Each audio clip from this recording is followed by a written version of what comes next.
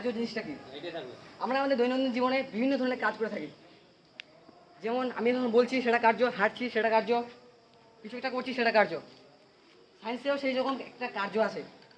কার্য জানার আগে আমাদের কিছু একটা টার্ম জানতে হবে। একটা হচ্ছে বল আর একটা হচ্ছে সরণ। প্রথমে আমাদের বলটা কি? বলটা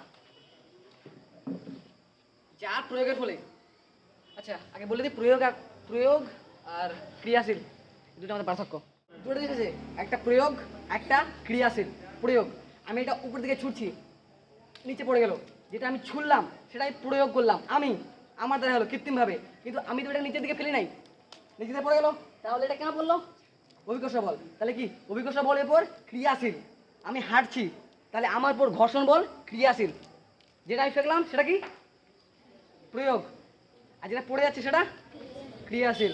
তাহলে কোনো জানতে হবে যে কোনো গতিশীল বস্তুকে যা প্রয়োগে স্থির করা যায়, কোনো গতিশীল বস্তু, এটা একটা গতিশীল বস্তু ধরা যায়, গতিশীল বস্তু যাচ্ছে যাচ্ছে, এবার আমি এটাকে এদিক থেকে ধরো, এদিক থেকে কেউ আছে, আমি প্রয়োগ করলাম, এটা স্থির করে দিলাম, যা প্রয়োগে স্থির করা গেল, অথবা এটা স্থির বস্তু আছে, এটাকে আমি ঠেলছি, এগোচ্ছে, মানে গতিশীল। স্থির বস্তু গতিশীল, তাহলে যা প্রয়োগে গতিশীল বস্তু স্থির, স্থির বস্তু গতিশীল। তারপর গতিশীল বস্তু স্থির, স্থির বস্তু গতিশীল। আর একটা আছে দিক পরিবর্তন। দিক এদিকে যাচ্ছে, একটা দিক ধরে নিলাম, এদিকে যাচ্ছে, এটা যাচ্ছে, এবার এই দিক থেকে আমি কিছু একটা প্রয়োগ করলাম, যার ফলে দিকটা পরিবর্তন হয়ে এদিকে হয়ে গেল, তাহলে যাচ্ছিল এদিকে, এদিকে হয়ে গেল। প্রথম গতিশীল বস্তু স্থির, স্থির বস্তু গতিশীল, দিক পরিবর্তন। তারপরে একটা, এই জন্য বেলুন লাগবে, বলে দিচ্ছি, যেমন বেলুনটা আছে, একটা যেমন আকৃতি আছে বেলুনের, এটা আমি চাপলাম, সেটা আকৃতি চেঞ্জ হলো, যা প্রয়োগে কোনো বস্তুর আকৃতি চেঞ্জ হয় তা কি বলে? বল, ফোর্স। আমরা বলকে চিহ্নিত করি এফ দিয়ে। এরপর আমি বললাম একা গেল বল, তারপর আছে সরণ। সরণ জিনিসটা কি? এটা আমি বলেছি প্রাথমিক বিন্দু, মানে আমি যেখান থেকে শুরু করলাম সেটা আমার প্রাথমিক বিন্দু। এবার যেখানে আমি শেষ করবো, এখান থেকে ধরে নিলাম শেষ করলাম, তাহলে এটা কি আমার অন্তিম বিন্দু। ধরে নিলাম এটা 5 মিটার আছে, প্রাথমিক, এটা আমার অন্তিম। এটা যে প্রাথমিক আর অন্তিম, এখন যে আমি বলবো সেটা গতিশীল বস্তু নিয়ে, তাহলে কোনো গতিশীল বস্তুর প্রাথমিক বিন্দু, মানে যেখান থেকে শুরু করলো, এবং অন্তিম বিন্দুর মধ্যে, কোনো গতিশীল বস্তুর প্রাথমিক এবং অন্তিম বিন্দুর মধ্যে ন্যূনতম দৈর্ঘ্য, মানে সেটা সব থেকে ছোটো হবে, আর ওটা সরলরেখিক হতে হবে। মানে ধরো আমি এইভাবে গেলাম, এইভাবে গেলাম কিছু একটা, তাহলে এটা সরণ না, সরণ কী হবে?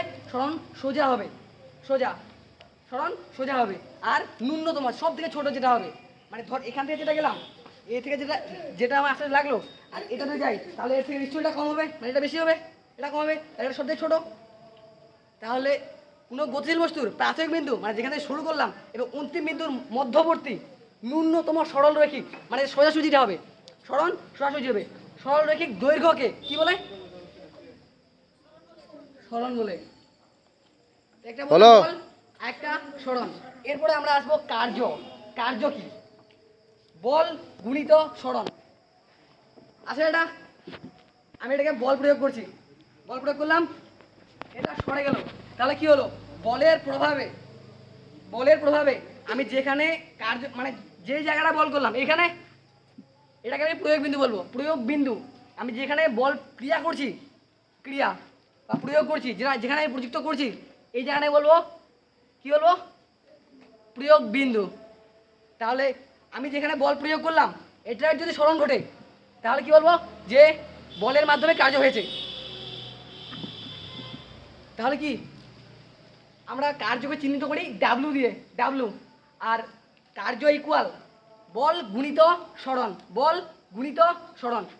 এখন একটা টার্ম বলে দিই, কার্যহীন বল।